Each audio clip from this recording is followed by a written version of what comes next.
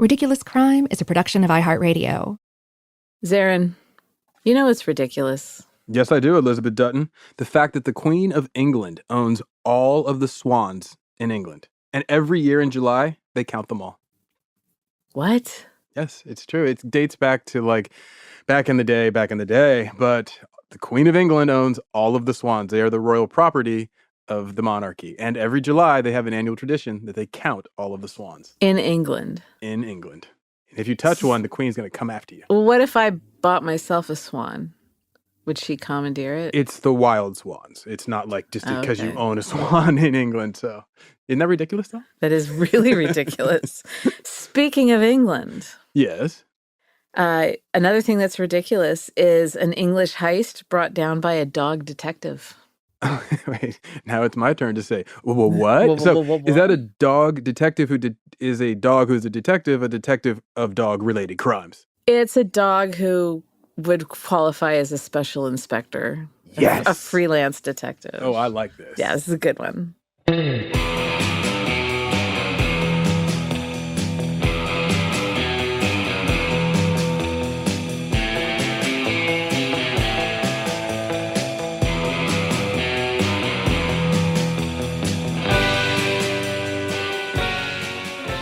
I'm Elizabeth Dutton, here with Zaron Burnett and our producer, Consul General Dave Kouston, and this is Ridiculous Crime, a podcast about absurd and outrageous capers, heists, and cons. It's always 99% murder-free and 100% ridiculous. All right, Zaron. Yeah. Are you a Ted Lasso guy? Who? No, I'm just kidding. No, I love Ted Lasso. You know this. That show is I know a lot of people say, oh, it's my happy place, but it literally is like a rainbow of Midwestern goodness. Oh, completely. Completely. Yeah, I dig it. And also, I like the whole fish out of water in the UK because I enjoy the UK, but from the perspective of an American there. Right. I feel like it's a balm for the soul. So Ted Lasso, when we're thinking about the whole premise of the show is that we have this American coach who goes over to coach a footy team, football. Ah, right. That in this country, in the United States of America, is referred to as soccer. Mm-hmm, which is a much better word. No, but the rest of the country calls it, or the rest of the world calls it football. Well, I like when they call it football because then I know what they mean. Football. Like in Spanish or in German, sure. football. Football in German, football in Spanish. Yeah, I like when they call it footy. Footy works, yeah. Okay, so every 4 years, World Cup comes around. Yes, my favorite. I love it. Yeah. One year, I was tasked in my office with keeping the matches on my iPad on my desk and then emailing out score updates for people who were in meetings. It was great. I like that. But so when World Cup comes around, who do you support in these matches?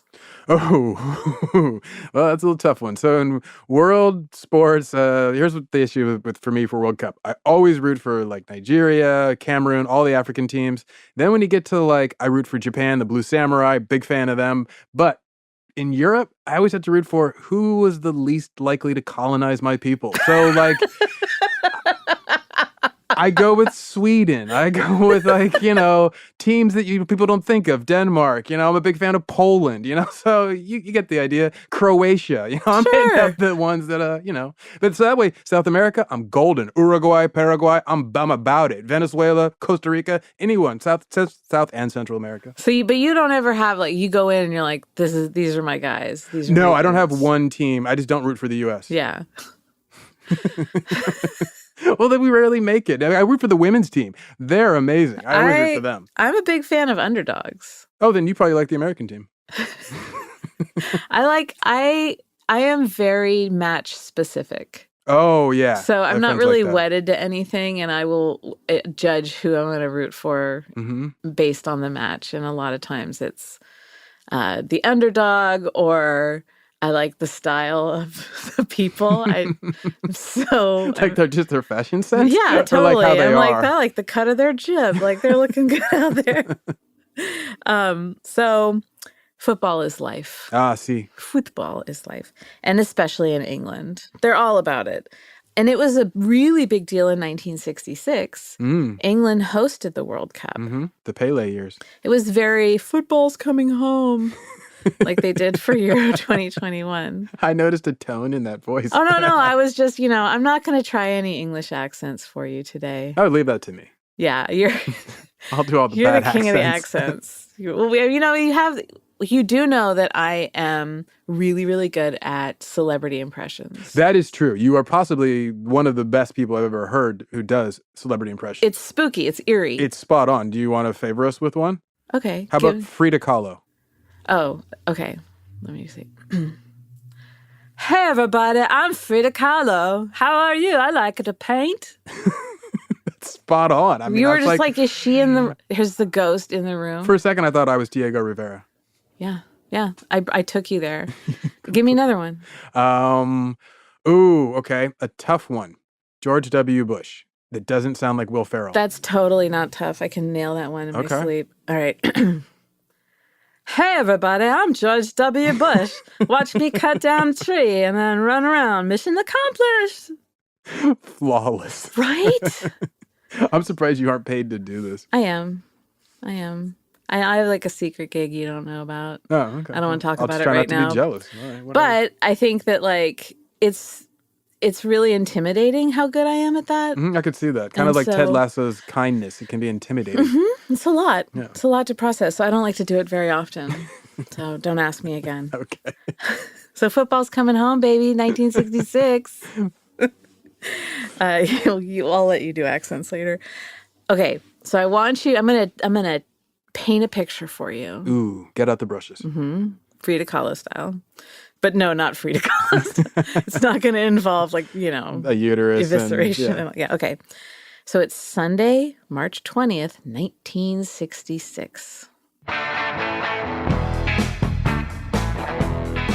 Just let it... Where are you? London, England. Like if I did an English accent, I would do like the... Austin Powers? Austin Powers. Yeah, baby. There it is. Okay. Do it one more time. Yeah, baby. God. Okay, so it's March 20th, 1966. Yeah, baby. And Shapes of Things by the Yardbirds is at the top of the charts. Ooh. Yeah, it's not a good song. And everyone's like running around in their Mary Quant fashions. Their mod boots. Yeah, and like asymmetrical bobs.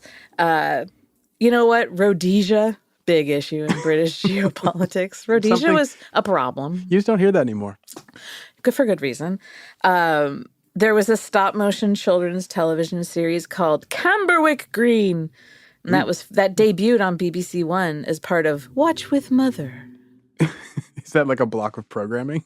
Yeah, I thought that was like your favorite. Watch with Mother. Watch with Mother, Camberwick Green. Yeah, so that's like I just want to like situate you in place and time. Okay, I'm there. 1966 London. 66 London. Yeah, baby. Let's do it again. It's 11 in the morning on that Sunday morning, and people are gathered for morning service under this absolutely glorious dome of the Methodist Central Hall. Okay. Good, God-fearing folk praying it up in the church services. It's a really beautiful building, by the way. Oh. It's hosted all these important events over the years. The BBC Symphony Orchestra performed there. Gandhi, MLK, and the Dalai Lama have given speeches. It also served as an air raid shelter in WW2. Well, what didn't, though, really? Very true. It hosted the inaugural meeting of the UN General Assembly. Ooh. That's big time. Also, the campaign for nuclear disarmament was launched there. Okay. I used to be a docent there, and that's why I'll say you seem to know a lot. Yeah, no, that's a lie. And probably this is like the most important thing for you, Zaron. Oh, okay, This is really going to get you in the slats. James Corden once hosted his Late Late Show there. Oh, my boy, James Corden. You know how much I've always wanted to be in a car singing with him. I love him. That is your favorite late night show. He is my favorite. So yeah, that's a little background on the old Methodist Central Hall for you. But okay, so 1966, what's the big deal at the Methodist Central Hall? That's what I'm wondering. Right? There's an exhibit in their church library called Sports with Stamps. Are there any sports that involve stamps? Well, Or is it just like famous athletes who have been featured on a stamp? that's what I wanted to talk to you about, because if someone says, hey, you want to go check out the Sports with Stamps exhibition? Mm-hmm. I don't know what I would think. I'm confused. I'd have to ask for clarification. Yeah, I'm immediately confused. First of all, I want to know, are these postage stamps or are these like those ink stamps? Oh my God. Like Yeah. crafting. Is this a whole crafting thing that I have to, is it sports? Is it speed stamping? Will the dog detective be there? That's what I would be wondering. We are getting way ahead of yourself, He's sir. just still in my head. I know. He haunts my dreams. It's a stamp collecting exhibit. Stamp collectors are called philatelists. Oh, yes. I mispronounced that word just a couple of days ago in a pitch meeting. Oh, good for you. Thank you. So the stamps, right? And there are stamps featuring sports. Ah, right. So, but the big deal with these, the big draw, is the Jules Rimet Cup. Ah. And that is the trophy for the World Cup. Oh, you're They right. actually had it there. It's the trophy that was given to the FIFA World Cup winner since the tournament started in 1930. And the trophy doesn't look now what it looked like then. Yeah. It looked like a legit cup. It was a chalice. They drank blood from it. What are they, hockey players? That was part of like the transfer of the trophy that they don't want you to know about. Yeah, no, I like that you're a World Cup truther. I really am. It's important that we get that information out there. So it was an actual cup, and it was in this display case with a bunch of stamps around it All right. in a church. Here's this big deal, right? Like the World Cup. In order for FIFA to allow them to display this thing, they had to promise they were going to have 24/7 armed guards. I'm still wondering, not armed, but why was the World Cup involved with stamps? That just seems weird. because it's sports. Oh, so okay, so we're just gonna mix And you're it up. supposed to like. It has to fall under one of the two. Either you're a stamp, Well, or they you're a both part begin of with sports. S, and And they both end in S. we're encouraging people to write to their friends about and use the postal service about their love of sports. I don't know, man. Yeah, I don't know. I'm with you. It's British stuff. I don't Whatever. get it. Well, I mean, it was like there was some company that was a big stamp. I want to say merchant. So it was like a stamp merchant, and they were the sponsors of it. I still can't quite figure out what the cup was doing there, but it was there. It was there. Let's just We can't go back in time and change that. So they have it in the library of the church, and it's there because England's hosting the World Cup. It's a couple months away. They want to get people all jazzed up or jazz them up further than they already are. So the library is a floor above where the church services are going on. And it's nice and quiet in the library. The trophy is solid gold, and it's in this like padlocked case surrounded by stamps and poorly designed informational posters. Okay. Design was not their passion. It's Sunday, Lord's Day. The Lord's Day. And so the exhibit was closed to the public. Okay. So FIFA demanded that there be at least 5 guards watching this area the entire time. And on that Sunday, there were 2. That's not 5. No, that's less than 5. And they're supposed to be, keeping an eye on it 24/7. They take a look at the trophy at 11 a.m. Okay. They're like, yep, There it is. there it is. And then they say, hey, Jeeves, want to go for a cuppa? And they took off and got tea. Now, Okay. in like some of the newspaper articles from England are talking about how they went to get coffee. I'm like, bull, they did not get coffee. Those guys went and got tea and like some sort of pastry filled with smashed meats. Oh, God. Why do you threaten me like that? I'm going to threaten you with a good time. So they go at 11, they go take a break, get a cuppa, and then it was calm. It was a chill Sunday, Yeah. They went to go listen to some Yardbirds, just let some steam off. They go back just a little bit afternoon, and there's no trophy. Oops. Padlock was cut, and the trophy was gone. So the other thing is that there are all these stamps there, 3 million pounds worth of stamps that they could have taken. And I'm sure, Sold them on the stamp market. I don't The know. black market for stamps. Is there a fence for? I mean, I imagine there are. The There has stamp to people, be. the stamp collectors that I've known who like own stamp, whatever, but they sell stamps. Mm-hmm. Those people are always shady, especially with the gold. So like, I Mm-hmm. could totally believe that Yeah. they were able to move this. So Yeah.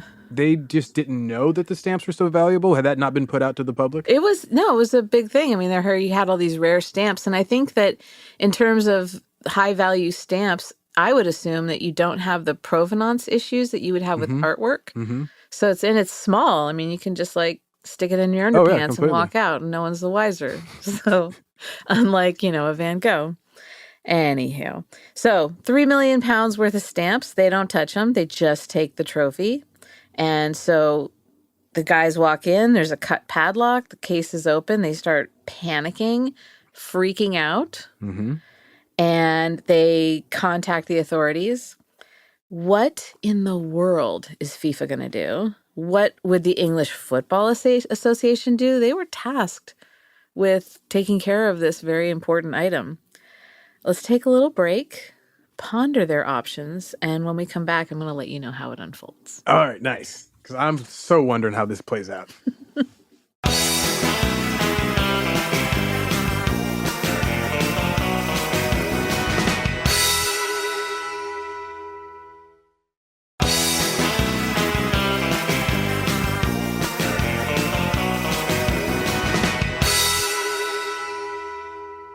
So the FIFA World Cup is gone. What?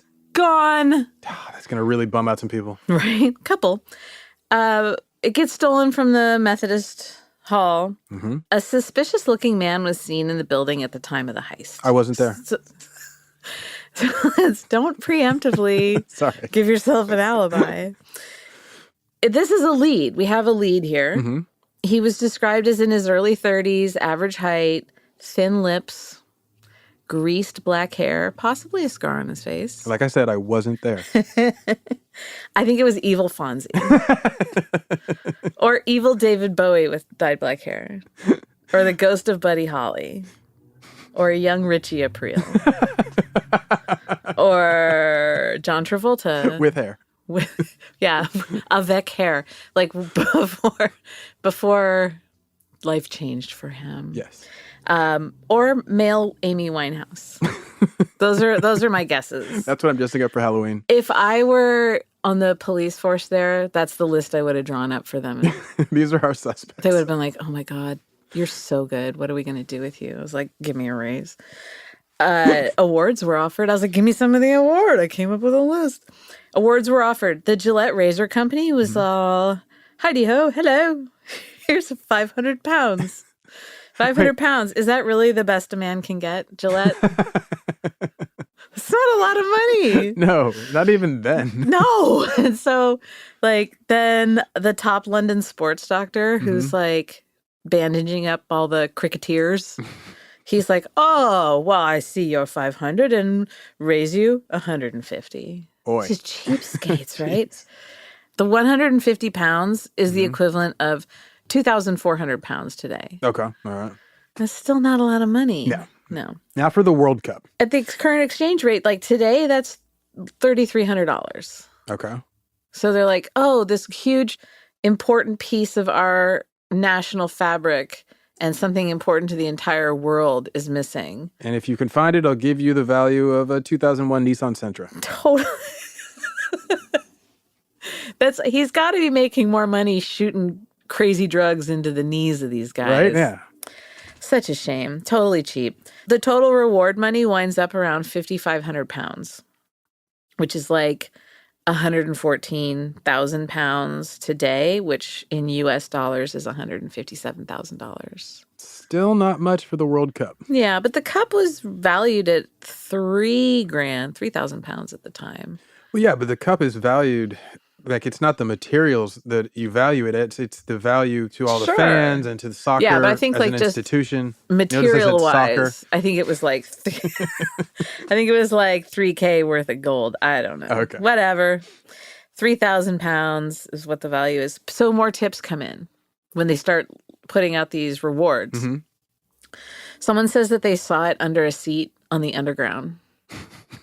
And everyone's just like, really freak out. They stop an entire line on the underground and search all the trains. No World Cup. And so there's like an 8-year-old snickering, like, I got him. Someone else sent in a photo from a German newspaper and drew an X over the face of the guy he said was guilty of it, who's not even in the country. Okay. So it was like, thanks, Sherlock.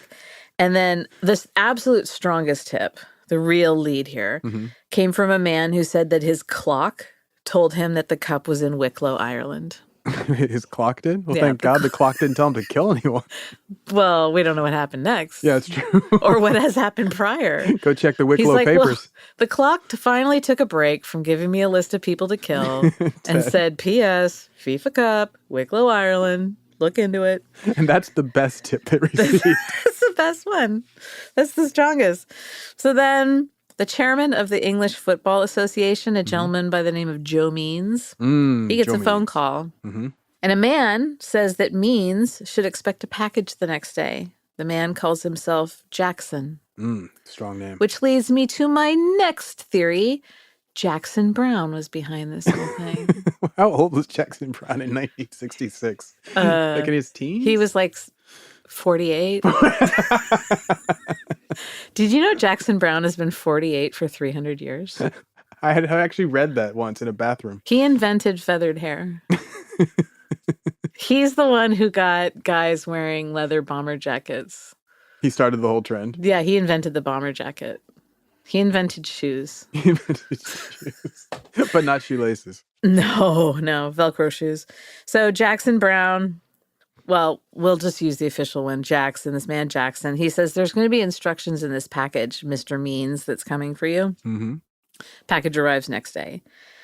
Means opens it up. Inside, the lid of the trophy and a ransom note demanding 15,000 pounds in small bills. Stripper money.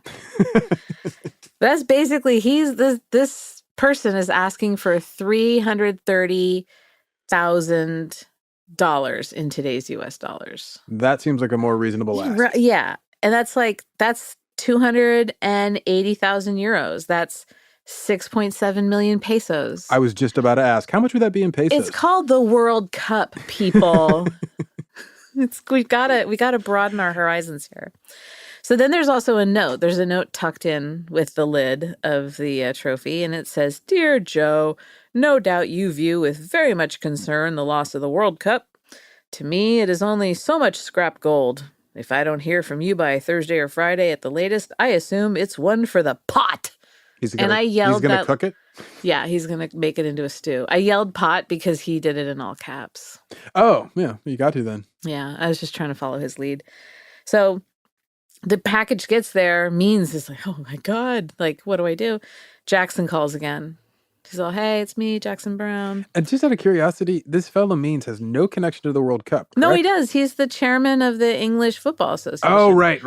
So Okay. he's the caretaker of the cup at this point. Yes, never mind. I take it all back. He's the wrong way Joe who's like, they're like, yeah, let him take it. And, he puts it in a wooden box in a church surrounded by stamps. Come on, dude. Pull it together. Come on, Joe.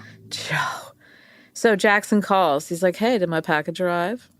And this is before we had tracking. Yeah, and so you had to track your own packages. Yeah. Jackson says to Means, bring the money on Friday, and the cup's going to come to you in a taxi on Saturday.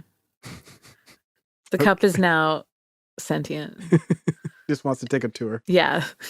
The cup is like... I never get to get out. In a scarf and tootling around town and like, no, leave me here. Okay. So, Jackson gives him the heads up. Bring me the money Friday, you get the cup Saturday. He said, I have a request. You have to post a specific message in Thursday's edition of the London Evening News if you're down with this plan. Ooh, I like it. And so Means does that. He puts in, willing to do business, Joe. Real spy stuff. We did it, Joe. he puts it in there. And so here's where I want to take a little sidestep. Go on, step away. I really miss the whole cryptic messages in newspaper classified ads thing.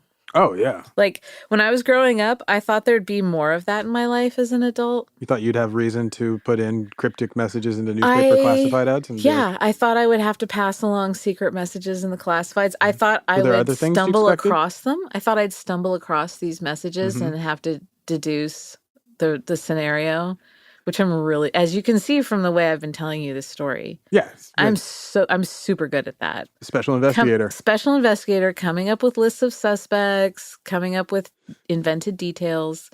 I can totally see you being good at cryptography. Yeah, totally. But what other adult things did you expect that you would have to do? Oh. I kind of thought that I thought that like adults lived in high-rise apartment buildings. Oh, like that was totally. Yeah. Yeah, the Bob Newhart show made me think that was like what adults did. That you came home, you had a drink, your wife showed up, and you guys talked about your dope downtown Chicago apartment. I'm a little triggered by you mentioning Bob Newhart show. Oh, right. Should I like just skip past it, or do you want to talk about the apartment? I am a Bob Newhart apartment layout truther. Oh, yes, you are. Yeah, I've read the blog posts.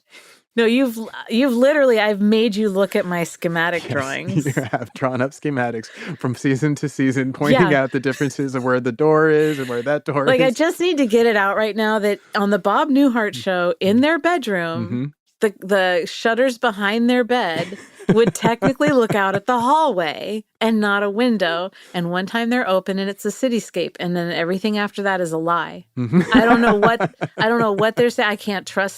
Is he really a psychiatrist? Is it all? But you do know, right, that the other Newhart show ended up, the final episode was him waking up in bed with Emily from the previous Newhart show. So what if both Newhart shows are a dream? Spoiler alert on Newhart. You got to give a warning on that, dude. I think that it could be just sort of a surrealistic dream, and it's like it's a Dali-esque landscape. They live in an MC Escher drawing. Yes, exactly. Basically. And I don't know. I don't want to get into it because I can go on and on. I know you can. Yeah. Anyway, so yeah, I thought that as an adult, I'd have to live in like one of those apartment buildings and be a secretary or something. Like that just seemed kind of the thing. What about you? Oof. I always figured there would be a lot more cause for me to hotwire cars. Oh, yeah. I thought I'd have to deal with like getting out of quicksand. Totally. Right? I mean, like, don't move your leg. Yeah, exactly. We all know how to get out of quicksand. Never once have I had to use that. And you have to have someone throw you a vine that you can pull with a long stick. Maybe they take off their pants, tie them in like to some kind of like and then rope. That's why we did like so much work on our upper body strength in the President's Physical Fitness Challenge so that we would be able to pull ourselves out of. We needed that upper body strength. Just we thought those things. Hot wiring cars. I've hot wired a golf cart. Oh, really? Super easy. Is it the same general principle? Wire to wire? Sure. Okay. Yeah, you just like it's usually under the seat. Sure. Sure. Right. Yeah. Whatever, Johnny.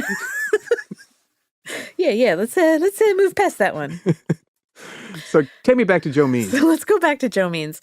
So Joe calls the cops, even though the note specifically says, Joe, don't call the cops.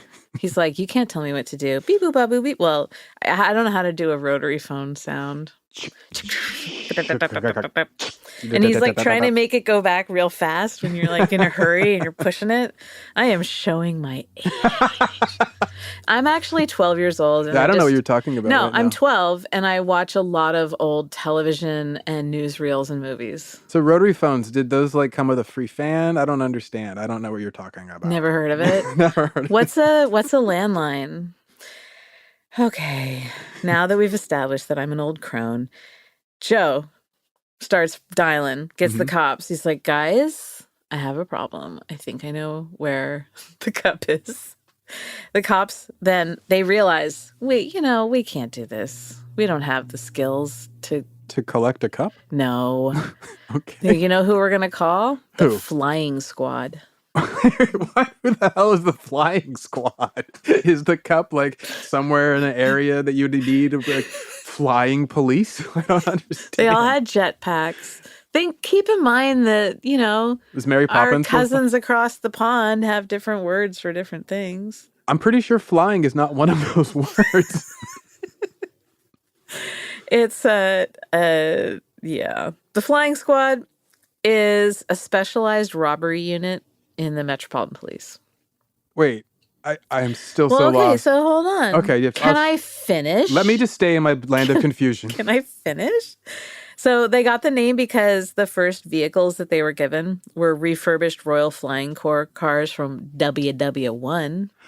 Oh, And so it was just that was like in 1920 or whatever. So they're given, but also it's probably more accurate that they got the name because they operated all over London and weren't tied to specific divisions. So they were like the sweeper, if we're talking football. Okay, so the name is kind of like how the LA Dodgers are named for dodging trolleys in Brooklyn. It has really no connection to what they do. Right. Okay. Right.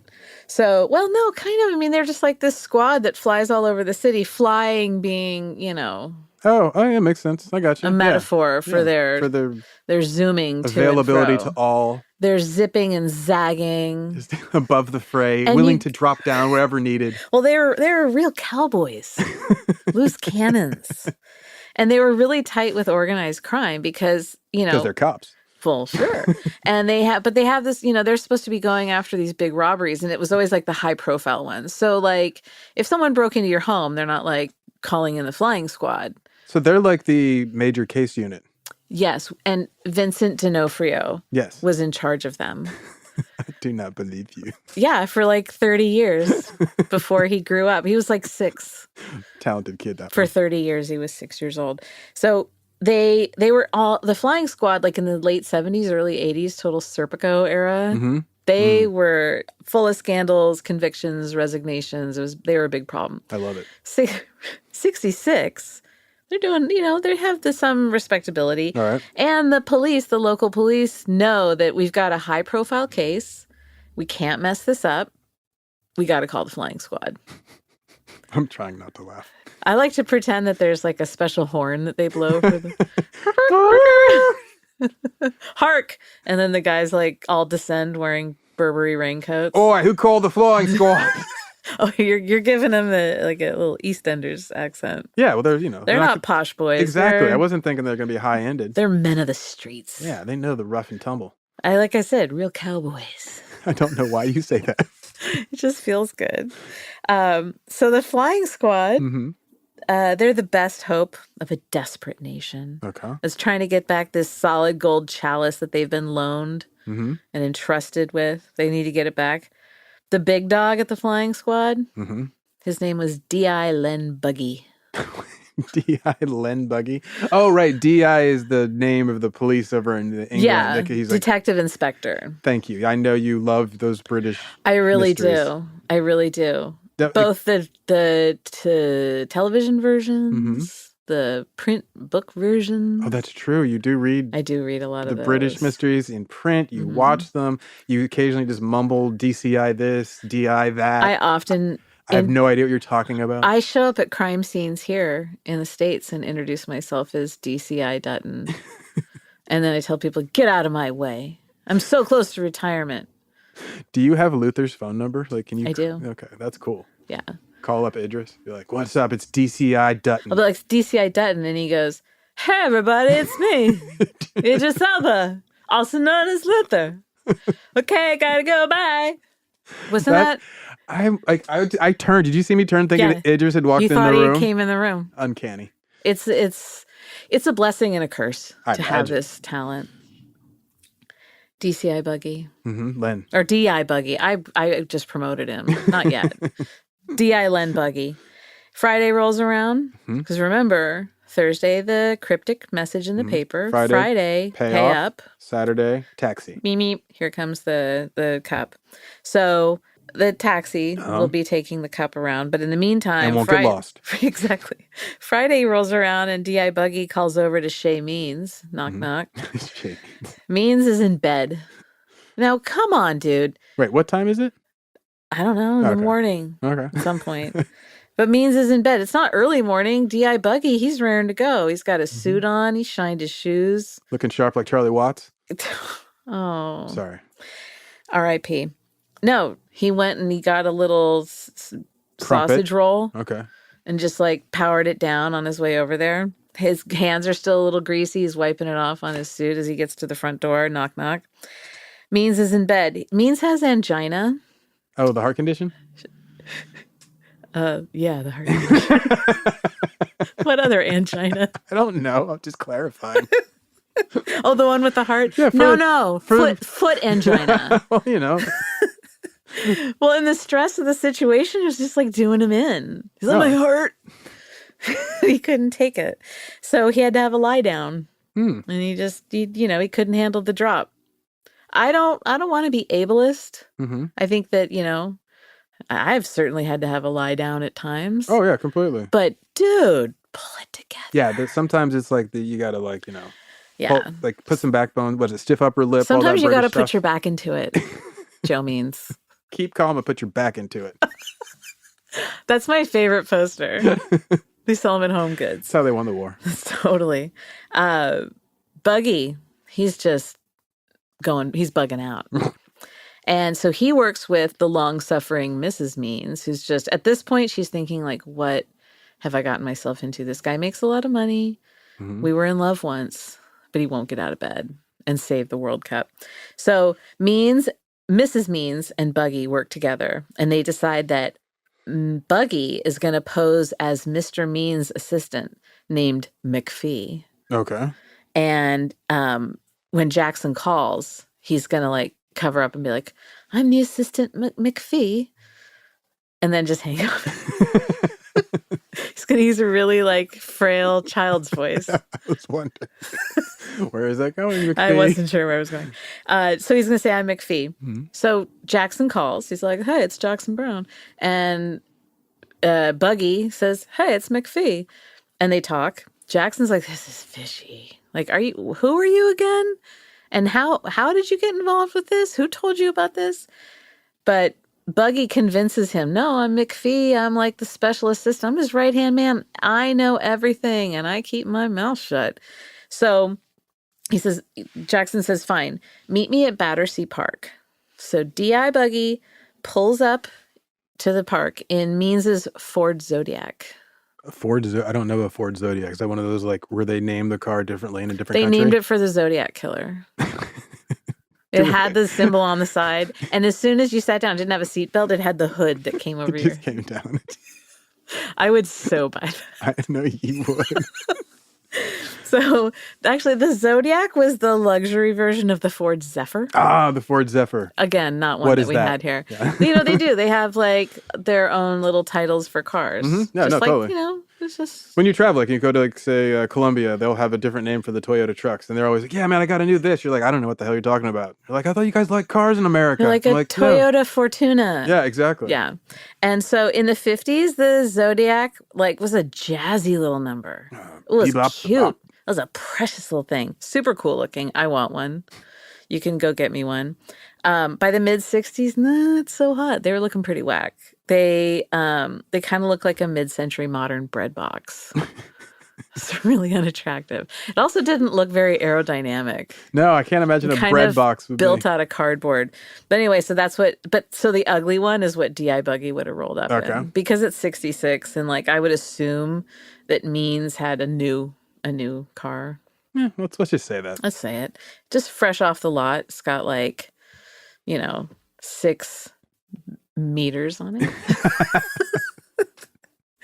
And so it's not a good look, but whatever. You know what? I am going to post some pictures of the Ford Zodiac, and both Ford cool Zephyr version and lame version, on our Instagram. Nice. On our Ridiculous Crime Instagram. You have that to look forward to. Already writing a note. Okay, click like. Buggy has 500 pounds in bills, and the rest is cut up pieces of newspaper that he's going to hand off to Jackson and just pray that Jackson doesn't flip through it. Okay. Jackson doesn't flip through it. Oh, Jackson. He opens it up. He's like, oh, that's a lot of money. Jackson gets in the Zodiac with... Also, here's the thing, Zodiac is the name of a raft. Yeah, that's what I kept thinking of. So when I say Jackson jumped in the Zodiac, in your mind, don't think that they're getting into a raft. Okay. I know you were confused. I was. I kept picturing... I could see the look in your eye. Your eyes got all wide. That doesn't make... How would you drive boat on road? The Evinrude would just tear up the road. Just bouncing off Oh, cobblestones. God, it's a disaster. No wonder they didn't trust you, McPhee. So he gets in this Ford Zodiac car with wheels. Jackson hops in and says to Buggy, who he thinks is McPhee, drive around South London for a little bit. Give me the scenic tour. Yeah, let's just drive around. Let's just chill. Let's pretend like we're a young couple. We never got a chance to know each other. So they're driving along, and Jackson looks in the rearview mirror and sees a white van following him. Dun, dun, dun. Dun, dun, dun. And he's like, you know what? I bet you that's that GD flying squad. And he's right.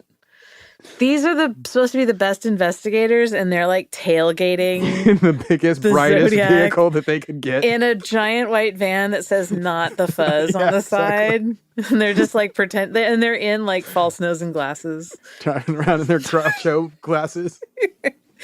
So they stop, and Jackson just jumps out of the car and makes a run for it. But they catch him. Okay.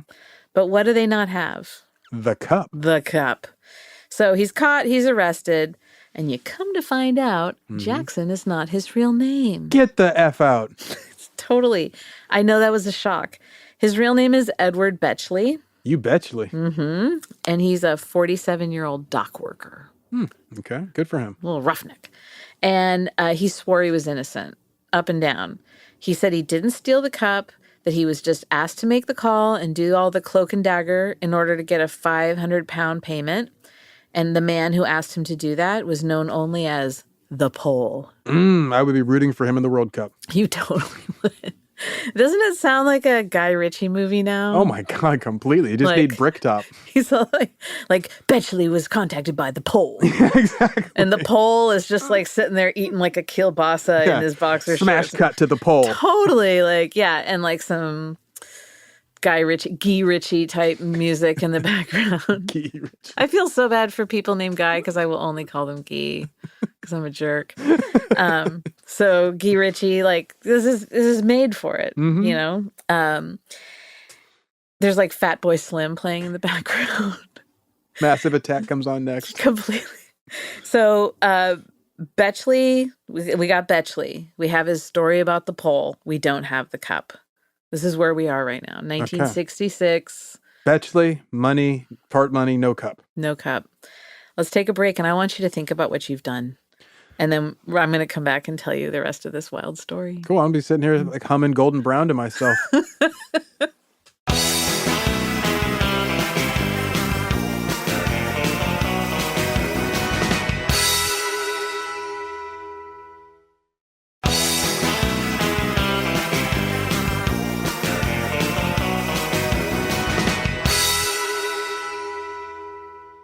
So it is Sunday now, March 27th, 1966. But we were supposed to get the cup on Saturday. Yeah, the cup was supposed to catch a taxi. What gives?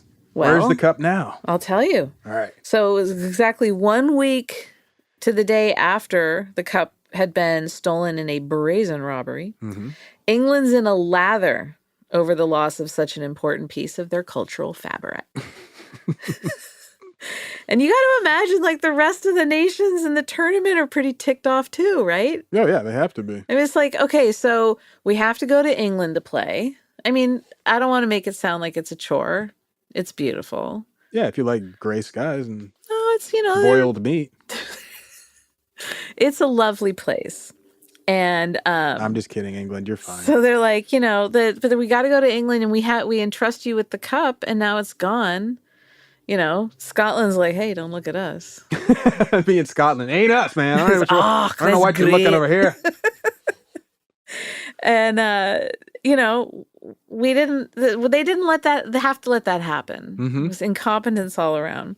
But so this Sunday morning, a week on, this guy named David Corbett wakes up.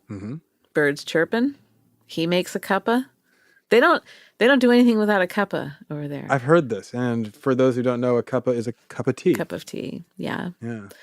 They don't. I mean, it's like you can't do anything. I don't believe it. And it's really rude when someone offers you a cuppa, like at their house or their office, and you turn them down. You got to do it. Really? Yeah. Oh, apparently I've been really rude in England. Surprise. It's not just just England. The entire... No, not rude. A lot of places. Yeah, you're right. So David Corbett gets up, puts his clothes on. He puts a leash on his dog. In the UK, they call them a lead. I did know that one. Yeah. I remember put a that lead one. on the dog. And he walks down to the corner to use the payphone. And they call shoes trainers. Yeah. They call shoes skittlebutts. And they call dogs mugglywumps. mugglywumps. And they call payphones flockadoos. Chatterbox. Flockadoo. All right, so he's out there walking on his mugglywump on the lead. Right, on the lead. And he's going to go make a call because I guess his brother and the brother's wife were expecting a child. And he wanted to know if the kid came in the mail. So he goes down to use the payphone. They're walking along, and his dog, named Pickles. What? It's a great name. Okay. Pickles. I like pickles to eat. Like, why are you going to call a dog Pickles? Because it's cute. Is it? Oh, Pickles. Okay. It's a rascally kind of dog name. Can I call a dog Snap Peas? Sure. Can I call a dog Brussels Sprouts? My brother wanted to name his dog Birdseed when they got That's a cool name. Yeah. I would love to yell that at a dog park. Hey, Birdseed! Birdseed! That was his whole thing. They wound up with Mickey. But see, everyone in my family, we always name the dogs human names. Oh, yeah. Because it's more fun that way. See, in my family, we give the humans dog names. Uncle Rover? Yeah, exactly. I got Uncle Rover, Uncle Bowser. My mom has a dog named Morty. That's a great name. Yeah, Morty doesn't look like a dog.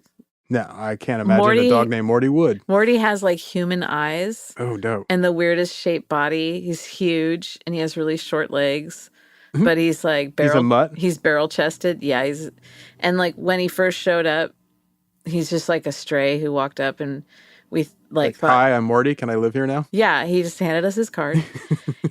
She thought that he was like an old man dog. Like a traveling dog salesman? Yeah, that he was just like looking to, live out his sunset years.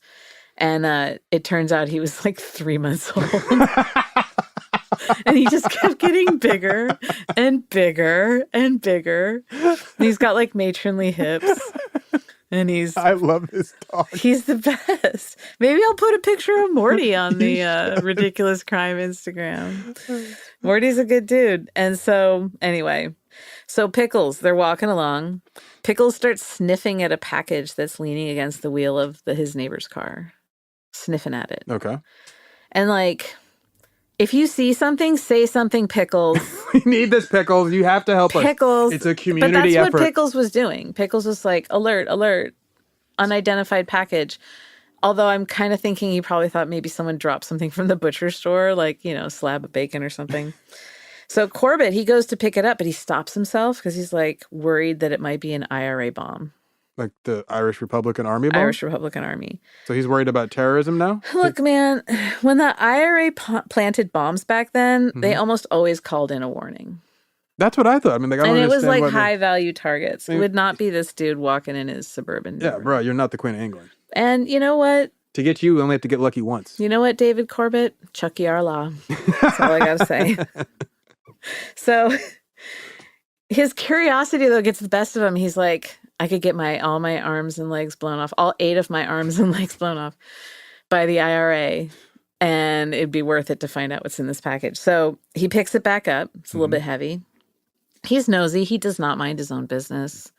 And so he tears open the bottom of it. The bottom of a box? The bottom of the package, yeah. Okay. Had he ever opened a package before? No. That was his first time. Well, he was just born on the sidewalk. Yeah. And Pickles He should have let Pickles open it. Pickles was telling him what to do. Pickles was like, tear at the bottom. Just get where you can reach. Just go for the bottom. Because he's thinking that's where the grease is. Yeah. So he tears open the bottom. And what does he think it was? He sees a disc with some words etched on it. And he sounds out the word. Brazil? Germany? Uruguay? He's like, oh, snap, it's the World Cup. Booyah. Booyah. And Pickles is like, told you. Just never listen. Nobody listens to Pickles. Pickles the dog detective. Pickles, like, adjusts his star on his collar. and like does like a finger guns. No one can see him, and yeah, he's disappointed. So David Corbett's like, Pickles, let's go to the cops. And they run down the street to the police station, and they show it to a Bobby at the front desk. And the cop looks at it, kind of like sniffs, and tells him, doesn't look very World Cup-y to me. Oh, it ain't really a World Cup, is it? That's what I was so waiting for you to do it in the accent for me. That's what he said. That's exactly how he said it. And then like he sniffed and then took a sip of tea. And then he lost the war to the French. Sorry. Then he's like, oh, right, y'all. And so then Pickles gets up on the counter and is like, let me talk to a detective. They're like, Pickles, chill. DCI Pickles, calm down. Pickles pulls out a switchblade and is like, I will cut you. And so they go in and they get a detective. The detective comes out all like bleary-eyed. He'd been asleep in his office. He looks at it and he verifies that the trophy is actually, that is the World Cup. He's like, no, Mr. Front Desk, you got this wrong. It is World Cup-y. It looks very World Cup-y. So Pickles fired the cop at the front desk on the spot. Marching papers. I like Pickles' approach to life. Get out of here. No BS this one. No. Pickles is a straight shooter. Pickles is a real cowboy. You love that. I do love that. I like describing people as real cowboys. Corbett freaks out when the guy says, yes, actually, this does look really World Cup-y. It is the World Cup. Corbett is like having a panic attack. The detective says, sit down, and gives him a shot of whiskey to calm him down. Ah, the great UK version of calm down. This is the way. It was like, that's how you elevate. You like, when you escalate the situation, normally when you have a little freak out, they give you a cup of tea. Yeah. They're like, oh, you've had a dreadful scare. I can say a lot of this stuff because I lived in Scotland. That's right. You actually have like insider dope on this. Yeah, I'm not just talking smack from the other side of the ocean. Like me. Like you. Yeah. I'm not just talking out of my rear end like you. So normally they're like, oh, you've had a dreadful scare. This is stressful, whatever. Have a cuppa. They realize there's no tea. No milky tea is going to save this man. So they just like throw whiskey at him. And he's like, okay, I think I can do this. Then the detectives are like, wait a second, David Corbett. This story is a little bit suspicious. Your dog found the trophy? And Pickles is like, I really am offended by what you're insinuating. He storms out of the station. Corbett is just like, no, I'm serious. Like, I had nothing to do with it. The cops spend a couple weeks investigating him. Like, they take all his information and they vet him out, verify everything. It turns out, no, he had nothing to do with it. He's cleared. But so we have the cup, right? Mm-hmm. The World Cup starts. England tearing it up. Doing really well. We get down to the final. Mm-hmm. England versus Germany. Oh, yeah. Yeah. Now, this is like 20 years on from England versus Germany. So I got to imagine. I'm just gonna go out on a limb here and imagine that it was a contentious crowd. And I'm also assuming this is because it's 66. It's German, like West Germany. This is not, okay. Yeah. Because otherwise the Stasi, they're just not going to let people. Like, we don't do that. So, England, Germany, in the finals of the World Cup, in England. World War III, on the pitch. Totally. Oh my God, the hooliganism in the streets must have been out of control. Who wins? Brazil. I think soccer fans everywhere are the ones who win. I think we all win. Connoisseurs of the sport. England won. Yeah, I know. They brought football home. Good for them. Hurrah! And so they win. And of course, like Corbett and Pickles lauded for this whole thing. Oh, yeah. They saved the day because there's actually a trophy for it. Could you imagine if they'd gone through the whole cup and they're like, we don't really have anything. Here's a voucher. For when we do find one. Here's a world coupon. Although from what I understand, they had like a metalsmith make a dummy version of it, not out of solid gold like the actual cup was, but they had them make a fake one in the event that they couldn't recover it and they could just use that. So, and then you start wondering like, do they ever use the real one? Like, that's what my thought was. What's the point? Yeah. If you're going to have a traveling road show and all why not just put that one out there? Yeah, exactly. So, And from what I understand, like there's a lot of stuff like in the British Museum where it's That's stolen. I think the word you're looking for is a lot of stuff in the British if you Museum. want to talk that's Elgin stolen. marbles, yes. No, aside from that, they'll often put replicas out for display. Yeah, in case like you come in and go nuts and start slashing things. Go all like Killmonger from Black Panther on they're it. Like Zaron's here. We got to put the fakes up. Put the good china away. So Corbett and Pickles the pup, they get to go to the victory party after the win. But they were seated with the Wags, the wife and girlfriend crew. Oh, I was wondering what Wags. Yeah, Wags are wives and girlfriends. And the celebratory banquet that was held at the Royal Garden Hotel, they got to go to that. Pickles celebrated like a true football hooligan, and he peed on the hotel's elevator doors. Nice. At the event. Hope he was drunk. Oh, sure. Pickles was always drunk. Pickles was a functioning alcoholic. That's right. I forgot. He's a cop. And Pickles had a kegerator in the back garden. Pickles won an award from the National Canine Defense League, which I didn't even know was a thing. Okay. But hooray. And he also got a year's supply of dog food. Nice. Yeah. Nice. Yeah, it's a good one. It eases it up for Corbett. But, you know, Corbett got like 6,000 pounds in prize money. He wound up buying a house. Damn. Yeah, he was able to. It'll come up for Corbett. Totally. It set him up. Pickles got to be on TV, and he also had a role in the 1966 movie The Spy with the Cold Nose.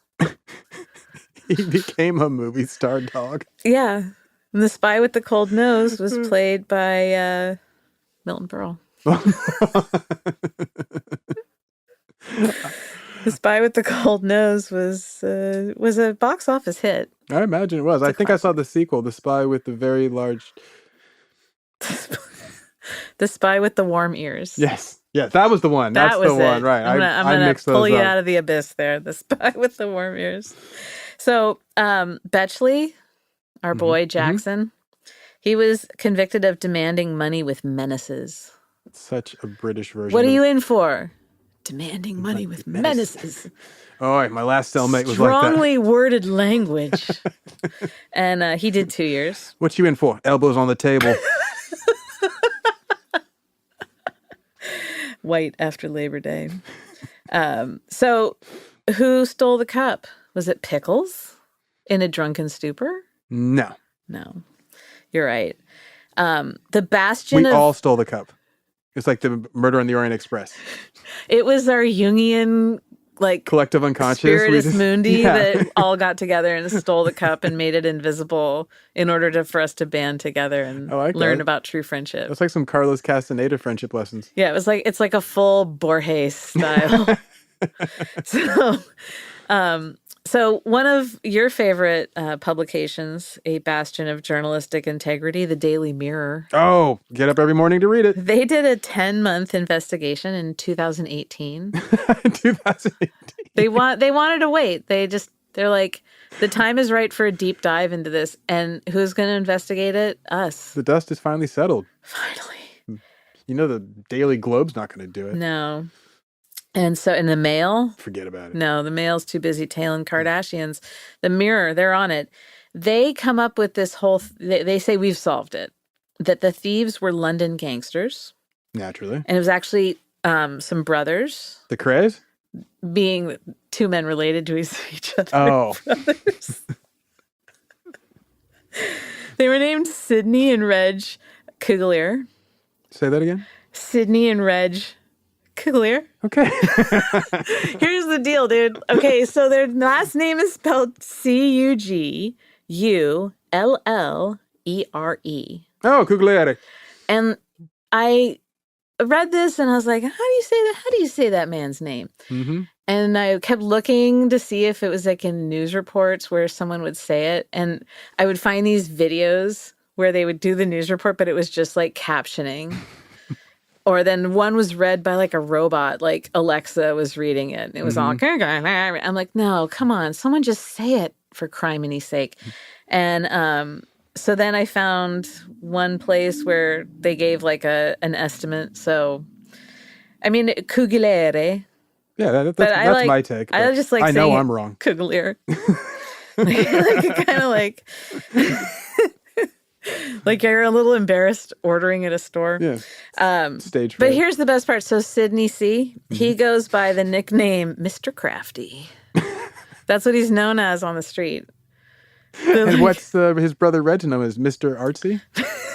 Mr. Artsy, Mr. Crafty. Now, Reginald Reg is probably like the Spike. And then they're like, oh, you got a problem. You got to talk to Mr. Crafty.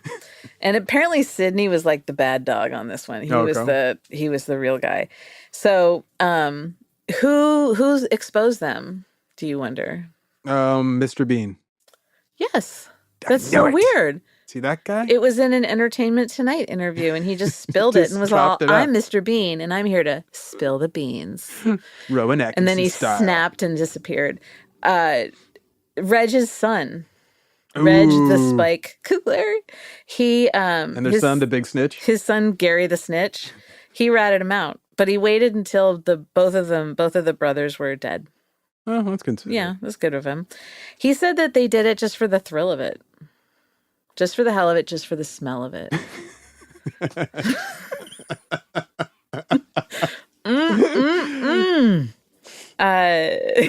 And it was just sort of because it's their thing. It was their Everest. Oh, they just needed to climb it because it was there? Because it's there. I'm with you. You know, they're like, what fools put this trophy in a stamp pile in a church? It's begging for it. What crazy philatelist would do something like this? What in the philatelist? So Kugler and his brother, they case the place. So Mr. Crafty, he goes and he cases the hall, and he's the one who broke in and stole the cup. He just drives up, goes up to the back door, jimmies it open, takes he said it was like a dime store lock. So he just uses clippers. He uses like a pair of safety scissors and cuts through it. No, left-handed safety scissors. And then he found that the philatelist left. So he grabs it, gets in the car, is driving home. He gets home and all of a sudden he's like, oh my God, when my wife finds out what I've done, she's going to kill me. She's such a big football fan. She loves football. She's so excited that football's coming home. And she's all about the 3 lions. Is this the 3 lions? Yeah. She's got the 3 lions tattooed on her forehead. This was a big mistake. I stepped in it. So he realizes his wife's not going to go for this. She'll put up with all sorts of counterfeiting and, stolen goods and all sorts of other things. But if you cross that line and you bring the stolen FIFA Cup in this house, I swear to Pete, Mr. Crafty, hell is going to be paid. You're going to have to find a new place to sleep. Pickles' doghouse, maybe. So he's like, oh, what am I going to do? So he calls Reg. Reg, you got to come over here and get this thing. Reg is like, oh, problem with the missus. And he gets in his car and toodles over. And so Reg gets it, then gets in the car to drive home, sticks it under the driver's seat, right? Is driving along. And then it encounters a police roadblock looking for the cup. He's like, oh, I'm a bit in a pickle now. Some sticky wicket, eh?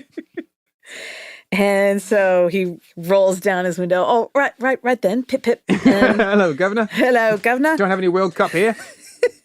And the cop was Scottish. He goes, oh, it's great. And so it's just a general stop. And they search his car. The cops searched his car. But what have we learned about the police there?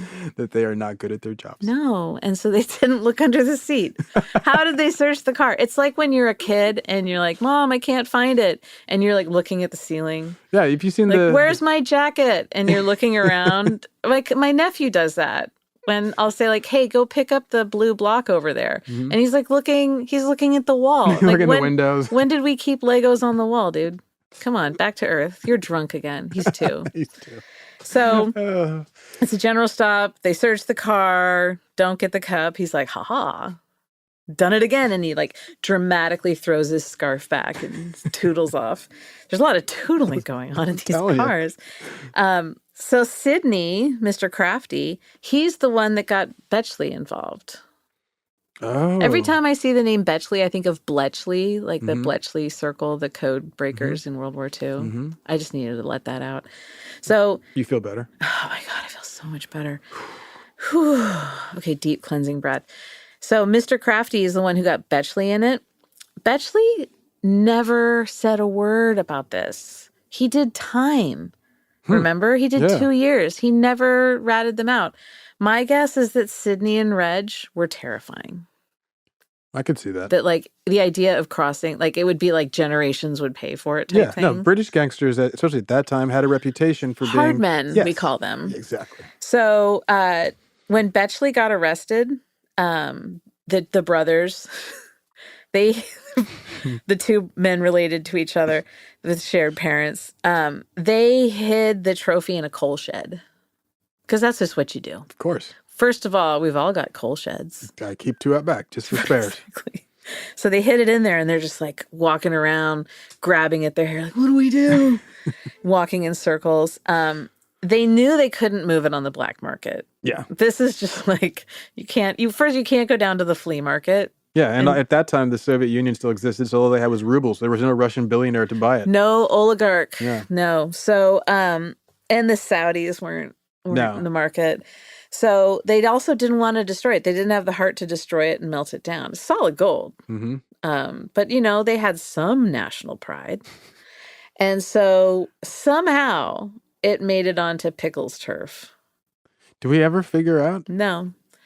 Do you think that they got scared and just kind of wanted to hide it, and that was just the best spot, was next to the wheel of a car? That's what I can guess. Gary, son of Reg, didn't share that information. Interesting. If you look up online, you can see interviews with Gary, and he just swears a blue streak through the whole thing.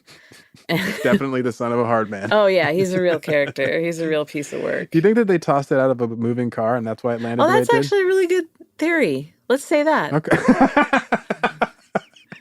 They were driving along, listening to the Yardbirds in like a black and white checkerboard Mini Cooper. And they looked out the window and they saw Pickles staring at them, death stare. And Pickles did that thing where you drag your thumb across your neck, the slitting of the throat, and they freaked out and went, ah, and then threw it out of the car and it landed. And Pickles was like, I saw that. I'm tracking that one. Dog detective days. I'm on it. So it somehow winds up there. Pickles finds it. Mm-hmm. Sydney and Reg, they died in 2005 and 2012, respectively. They both had wreaths at their funerals in the shape of the cup. That's a flex. That's ridiculous. Yeah, right? Ridiculous. They're like, this is like the big family inside joke. Totally. So great. I love that. They're so good. So we now, we've tied up all these loose ends here. Mm-hmm. I don't want to talk about what happened to Pickles later in life. Okay. It's too upsetting. And I'm like, I'm serious. Like, it's not. Oh, now you if you're sick, look it up. But I love dogs. Oh, it's that bad. If you're sick, look it up. I am clinically diagnosed as a crazy dog lady. Yeah. So I don't like bad stories. What's our ridiculous takeaway here? That the best police officer in this story is a dog? Yeah. You got to let your dog do its inspections and its sniffings because it might stumble upon a global treasure. Nay, a global treasure. A global treasure. So everyone deputize your dogs. Let's get on it. Yeah, get some badges. Boom. They need stinking badges.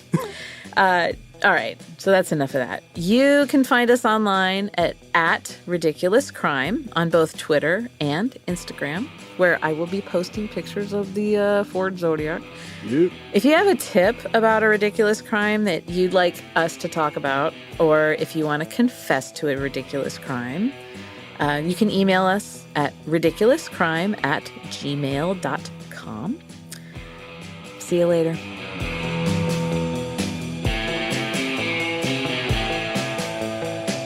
Ridiculous Crime is hosted by Elizabeth Dutton and Zaron Burnett, produced and edited by the beautiful Dave Koustin. Research is by the intrepid Marissa Brown. The theme song is by Thomas Lee and Travis Dutton. And the executive producers are Ben Boland and Noel Brown. Ridiculous Crime is a production of iHeartRadio. For more podcasts from iHeartRadio, visit the iHeartRadio app, Apple Podcasts, or wherever you listen to your favorite shows.